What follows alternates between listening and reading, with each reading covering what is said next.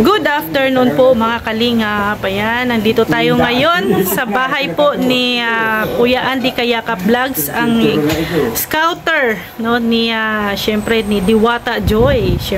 At ating kukumustahin, kakausapin si Kuya Andy.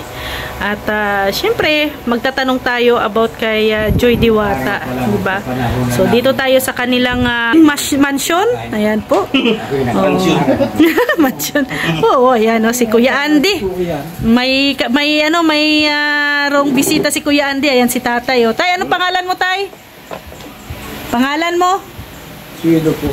Si Tatay Suelo. Oh, kumpare ni Kuya Andy. Akala... Ay, marami akong kumare dito. Mas marami ang kumare. Mas marami ang kumare. Mas marami ang kumare sa kumpare dito. Oo. Ay, alam naman namin yan, Kuya Andy, na mas marami talaga si kumare kaysa kay kumpare. Sagana yan. Sagana ate. Ayan, Kuya Andy, kumusta? Ay, shout out po bago po lahat no, isang mapagpalang hapon, umaga, tanghali, gabi sa lahat po ng mga supporter ni sunod supporter po ni Rhea Olarte. Salamat po sa inyo at shout out po, no. Ayan, at isang mapagpalang hapon, umaga, tanghali, gabi. Shout out po sa inyong lahat. Ayan, ang inyong lingkod po, Andy Kayakap Vlogs. Ayan. Ako po nagpapasalamat at kahit papaano, matagal po kami nagkasama ni Rhea sa Dait. Yan po, no, at ako nagpapasalamat po at medyo siguro may isang taon na siguro mahigit na umahigit na hindi po kami nagkikita. Nadalaw po ang inyong lingkod. Dinalaw po, may po nag-PM sa atin kasi kung hindi po sila nag-PM o hindi nag-chat ay hindi po na ako abutin dito sa bahay. Ngayon po ako po nagpapasalamat at kahit papaano nabisita tayo ni Rhea Olarte. Kaya salamat po, suportahan po natin, no, ang ating kapatid si Rhea Olarte, mga kababayan. At syempre suportahan din po natin si Andy Kayakap Vlogs. Yan, hindi pa po nakakilala sa akin, no. To, narito po sa inyong harapan ang madaldal na vlogger, Andy Kayakap Vlogs. Madaldal po pero marami po tayong nagagawa. Ayan. Ay, kung madaldal ka nga at wala ka naman nagagawa, ay dito ka na sa madaldal na may nagagawa. Bakit pag marami kumari madaldal? Ay, oo. Marami kumari madaldal. Ayan, shout out po sa lahat. Madaldal talaga ate, malo pag... Ayan. So ano bang buhay ngayon ni Andy Kayakap Vlogs?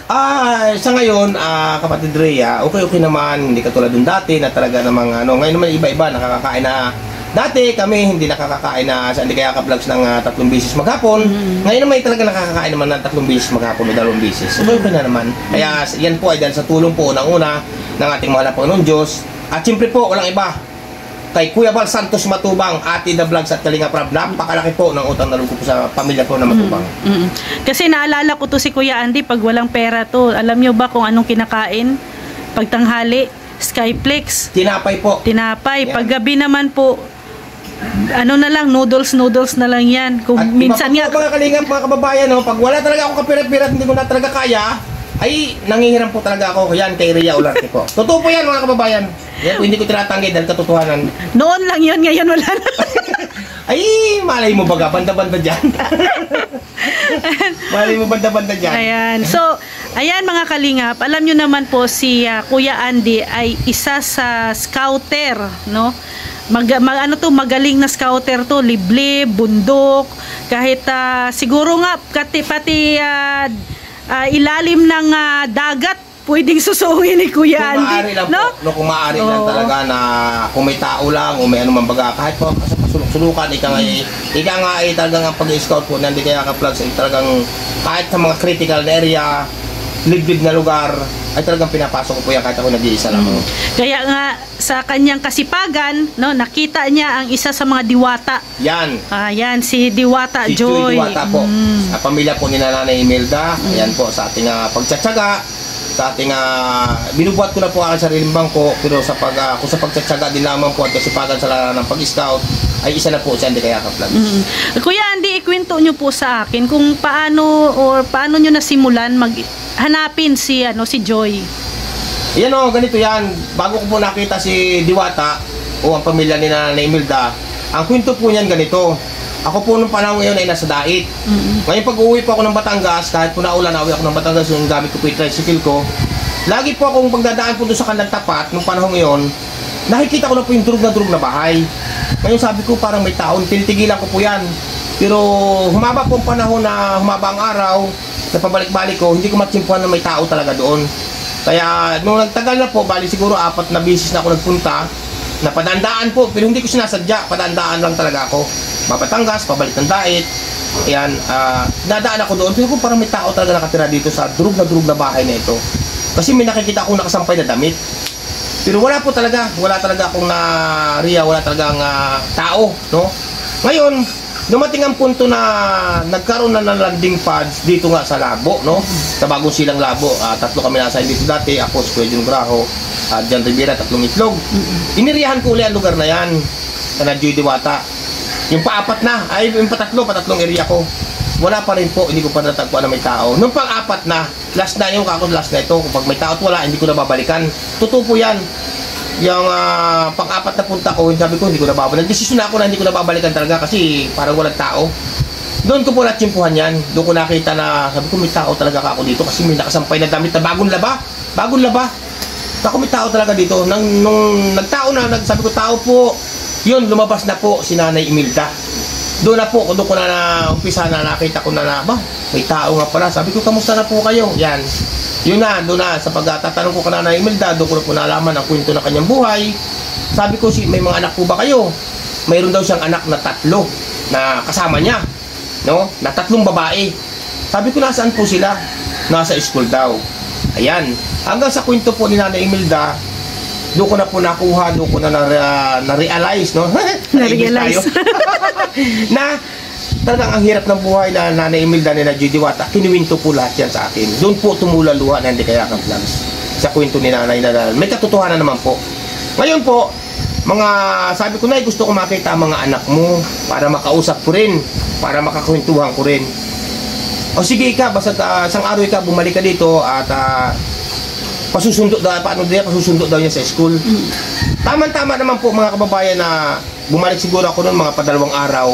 Nandun nga, hindi pumasok yung anak niya na 2. Ito na nga po, si Joy Diwata. Yan, saka yung kanyang kapatid na bunso.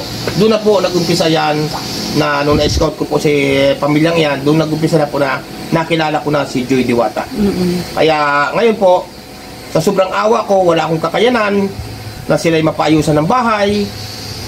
Ang ginawa ko po, kaya ko po yung pagbigay ng bigas-bigas o konting grocery.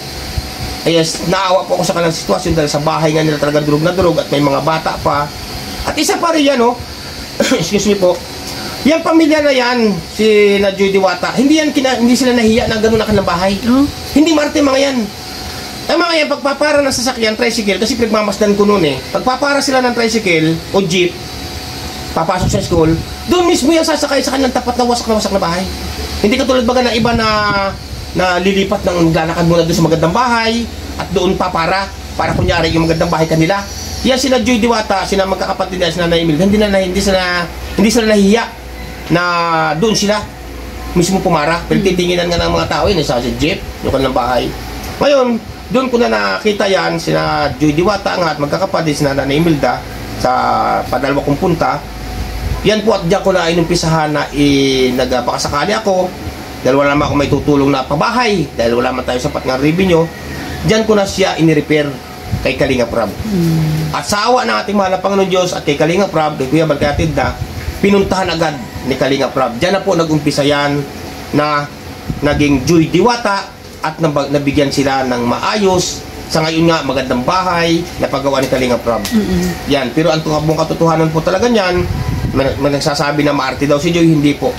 Dahil mas kilala ko po yan si Joy Diwata at pamilya niya sa nagsasabing maarte.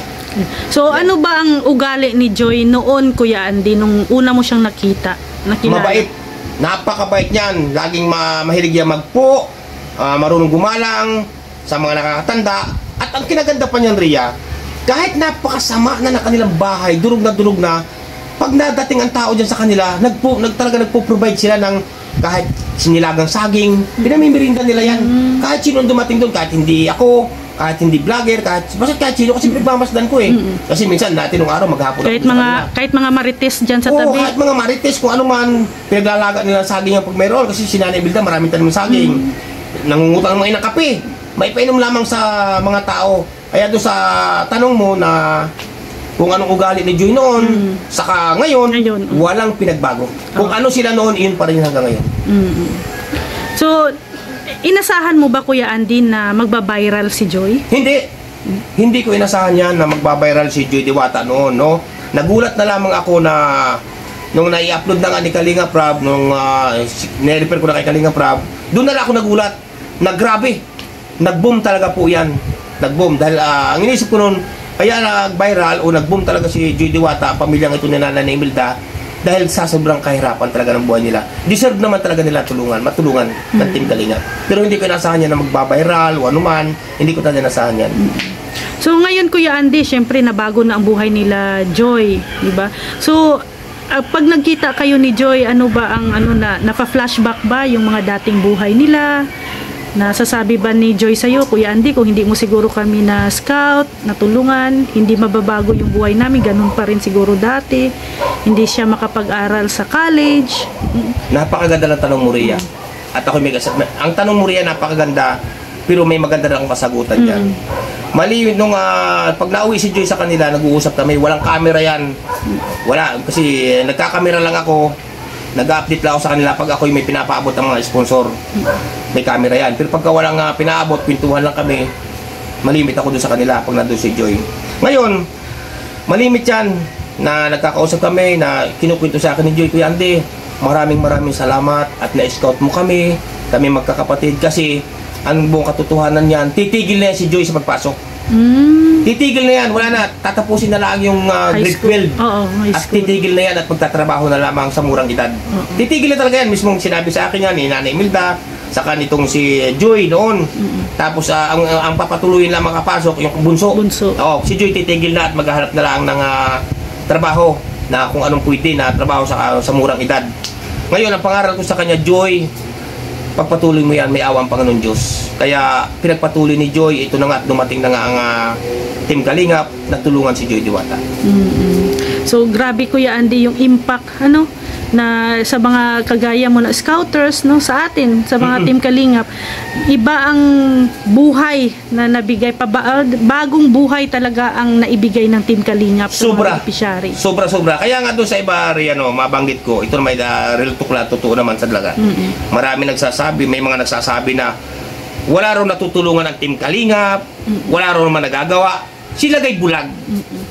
Sa dami na naipagawang bahay ni Kuya Bal, sa dami na ng bahay na paggawa ni Kalinga Prab, hindi pa na nakikita yan. Tapos sasabihin nila, walang natutulungan ng Kalingap. Ang tawag ko dyan, bulag sila. Pero, isipin na lang nila, ilalaga ang pabahay ni Kuya Bal, ni Kalinga Prab, yun ba hindi tulong? Isa na ito, si Joy Diwata, ang nabigyan ng pag-asa, panibagong buhay, umayos ang buhay. Iyan na, isang prueba na yan na natulungan ng Team Kalingap. So yung batang dati ay hihinto na sana ng pag-aaral, ihinto na yung pangarap sa buhay, pero ngayon dahil sa Kalingap, nagpatuloy. Nagkaroon ng pag-asa. At ngayon yan ano na siya, nag-umpisa na mag-aaral ng nursing dahil sa tulong ng Team Kalingap, sa pangunguna ni Kuya Bal, ni Ate Edna at ni Kalingap Prab. Siyempre, Kuya Andy, ang alam ko sila Joy ay wala, iniwan? Or wala na talaga ganito yan. Tatay. Ganito ang kwento niya, Yung bunsong anak ni Nanay Imelda, kapatid ni Joy Diwata, siguro babago pa naglalakad o hindi pa naglalakad, maliit na sanggol. Iniwanan na sila ng kanilang ama. Inabando na sila. Ang nagbuhay diyan habang ang nagpalaki diyan at bumuhay diyan ang si Nanay Imelda lang. Namasukan si Nanay Imelda ng ng pagkukontraksyon. Babae naghahalo ng simento. Nagtatrabaho nagtatrabaho sa pagre-prep sa mga ilog, yung tabi ng ilog, construction din yun. Nanlilimot ng niyog. Nagtatanim ng mga kung anong halaman, mga gabi, kung ano, mabuhay lang ang kanyang mga anak, 3 anak na nasa piling niya, 3 babae yan. Kaya saludo ako sa kasipagan at sa pag-asikaso ni Nanay Imelda na napalaki niya ang kanyang mga anak na may paggalang sa ating mahal na Panginoon Diyos. Na maayos. Kaya doon sa iba na hindi nakakaalam, na humusga, kay Joy Diwata, kana Nanay Imelda, nagkakamali sila. So anong masasabi mo, Kuya Andy, yung sa mga, syempre sabi mo nga, yung mga humuhusga, na nagsasabi na si Joy Diwata, lumalaki na yung ulo, yung pamilya, nagbago na. Anong masasabi mo? Kasi ikaw talaga ang nakakakilala kasi malapit lang dito sa iyo at ikaw din ang nag-scout dyan. Mali ang kanilang mga paratang. Kaya nga siya sabi ko na bago kayo humusga, sa kapwa, bago nyo linisin ang harapan ng iba, linisin nyo muna ang harapan ng inyong harapan. Kasi hindi nila tunay kilala ang pamilya ni Nanay Joy, ni Nanay Joy Diwata, ni Nanay Imelda. Mas kilala ko dahil ako naka-scout sa kanila, nasubaybayan ko yan magmula nung na-scout ko. Walang pinagbago, hindi lumaki ang ulo ni Joy Diwata at ang pamilyang yan. At syempre Kuya Andy, sa ngayon ay ikaw ang naging tatay ngayon ni Joy. Ano ang maging mensahe mo kay Joy? Lalo na nasa ano na siya ngayon, nasa social media. Oo. Ang ano ko siya, bago ko sabihin yung aking mensahe kay Joy Diwata at sa pamilya ni Nanay Imelda sa mag-ina, no? Hindi ko ito sinasabi Ria na kinakampihan ko si Nanay Imelda o Joy Diwata. Kaya ko ito sinasabi dahil yun ang katotohanan. Dahil ako nga naka-scout at subaybay ko mga yan, no? Ngayon ang aking magiging payo at gusto kong may parating kay Joy Diwata ay tibay loob, huwag intindihin ang mga nambabas dahil hindi naman nila alam ang tunay na pangyayari, hindi nila alam ang tunay na kwento ni Joy Diwata. Tibayan lang niya, mag-aral sa mabuti at darating ang araw pag nakapagtapos siya ng nursing, yung mga nambabas sa kanya, yung bumabatikos kay Joy Diwata, baka siya pa ang mag-asikaso sa ospital. Yan. Yun ang gusto ko may parating. So ito naman Kuya Andy, ano ang masasabi mo kay Kuya Brooks? Kasi kung napanood mo yung part 4 ba yun? No? Na-prank si Joy ni Kuya Brooks. Nung umiyak si Joy, anong masasabi mo dun? About naman doon sa pangyayari ngayon, no, ay wala akong masasabi kasi ano ni Kuya Brooks yun eh. Pero wala akong masasabi sa ganung bagay. Wala akong masasabi doon. Pero ayan Kuya Brooks, kailangan mag-ano ka ha, bumawi ka kasi ang tatay ni Joy nandito kaharap ko. Wala pa akong masasabi kay Kuya Brooks. So, at pag nagla-live si Kuya Brooks, nandiyan ako. At alam ni Kuya Brooks yan. Siyempre, bilang isang tatay-tatayan ni Joy, ayan, anong masasabi mo dyan kay Dan na anak ni Kuya Brooks? Ay, ang masasabi ko pagbutihin nila. At alam ko naman, mabait si Dan. Si Kalingap Dan, mabait si Dan. At kami naman ni Dan ay kaya ika ngayon magkasundo kami ni Dan. Pagbutihin nila. Kung ano man ang kahinatngan ng love team na Dan Joy, suportata ka. Alam mo Kuya Andy, may isisigaw ako sa'yo. Wag bulong ha. Ay, ayoko ng bulong. Ayoko ng bulong din eh. Gusto ko sigawan. Ay, pareha tayo. May isisigaw ako sa'yo. Alam mo ba Kuya Andy, na ito si Kalingap Dan, medyo nag-ano sa amin nag-open. Na minsan daw ay ano na talaga, excited na siya. Hindi na makahintay ng Sabado. Gusto niya talagang araw-araw no, nakikita. Kasama si Joy. Pero alam naman natin na hindi pwede kasi nga nag-aaral. Kung gusto nga lang daw ni Dan halos araw-araw Sabado. Gusto ni Dan, ni Kalingap Dan, araw-araw Sabado para kasama niya si Joy. Aba, may nararamdaman. Yun na. No comment din ako dyan. Kasi alam mo ga, dalaga, binata yan. Tama. Isang ka pupunta ko sakali. Diba? Dalaga, binata. Nasa hustong edad. Nasa edad naman parehas. Ay, ano ba? Ano masabi yan? Ay, di baboy. Baboy. Ano ba ibig sabihin ng baboy? Si Kuya Brooks, lalaki baga kay Kuya Brooks. Kay Kuya Brooks, hindi Kuya Brooks, maganda ko Kuya Brooks, baboy. 5 baboy Kuya Brooks. 5, ay grabe. Ay, hindi ko sinasabi mag-ano kayo ha, magpakasalaga tayo, hindi ko sinasabi ha. 5 baboy pa lang. Sabi ko lang, maghanda na 5 baboy. Ay ako siguro, bahala na ako. Bahala na nga ako kung ano aking may tutulong. Kasi tatay-tatayan ka ni Joy ay. Bahala na kung ano aking may ambag. Pero maghanda ng 5 baboy. Basta masaya tayo na ang sigaw natin may nararamdaman. Ayan. Basta sa mga, kasi danas naman natin yan eh. Katulad ko, nung ako naliligaw kay Marilo Falcon, pinikot lang ako niyan. Ngayon ay tinuluyan ko na. No? Tinuluyan ko na. Ngayon naman po, dalagat binata yan. Babiin ko na po. Hindi po, nanliligaw din po ako nung araw. Siyempre kay Marilo Falcon TV, ay binatang dalaga. Ay walang sabit. Ay yan nga po sasabi natin na Andan Joy, Joy Diwata, at si Dan Superman. Dalagat binata yan. Ay kung ano man po yung kainat nga nung love team, ay suportata ka. Ganun lang po yan. Ganun lang kasimple. Diba? Basta mahalin, ingatan, no? Si Joy. Kasi, syempre, ingat na ingat si Kuya Andy dyan. Ay, oo. Tatay-tatayan ba? Nalaban ako dyan ng palitaktakan eh. Oh, kaya Kaya doon sa dan mga, ha. kaya doon sa mga nambabas, nagsasabi ng mga paratang kay Joy Diwata, ay pumunta po kayo. Oo. At para makita niyo po ang tunay na ugali at kung gaano kabait ni Joy Diwata. Ayan. Puro po pag-aaral yan ang inaatupag, no? At higit sa lahat pati, hindi naman pati nakikialam yan sa mga ano eh. Tapos iba, pararatangan na kung ano-ano. Aba, ay mas kilala ko po si Joy Diwata. Walsin niyo muna ang harapan ninyo bago niyo walsin ang harapan ng iba. Ayan, maraming salamat Kuya Andy sa maladamdamin na At yun ang katotohanan. Oo, Yun ang na katotohanan. heart to heart talk. Oo, Totoo yan. grabe. Akin diretsuhan ako magsalita kasi diretsuhan talaga ako. Tama. Oo. So, ayan, maraming salamat Kuya Andy. Oh. At marami pa. Oo. Marami pa ang kwento ang buhay ng pamilyang yan. Yes. Marami pang kwento yan. Ako, alam ko yan ang kwento niyan. Sa part 2. Oh, ayan. May kwento pa, no? Marami pa pong alam yan, no? Kaya po mga kababayan, no, marami, pag kami nag-uusap ni Joy Diwata, pag nandun sa kanila, minsan nabisita ako doon, wala pong camera yan. May mga pinag-uusapan po kami na about sa buhay na naging karanasan ni Joy Diwata. Napasok yan sa school riyan na walang baon. Walang baon, pamasahe lang. Ang baon sa kanin, minsan nagbabaon ng kanin yan. Minsan tuyo, minsan itlog. Nakain ng mga yan, nakakamay. Yan po ba sinasabi ng iba na maarte? Ha? Ang maarte po, yung nakatinidor. Nakagaya ng mga kadaliri. Oh, yan ang maarte pag nakain. Yung nakaganitong mga kamay. Oh. Ayan po si Joy. Subaybay ko po yan. Kahit saging, kamuting kahoy, kamuting baging, nakain po mga yan. Yan po bang maarte? Oh. Ang maarte po na sinasabi, nakagarni pong mga daliri o nahawak ko kutsara sa katinidor. Parang ganyan ha. Yan. Ganyan po. Ayun ang maarte. Wala ko sinasabing pangalan. Wala pangalan. Ang tamaan lang. At tamaan.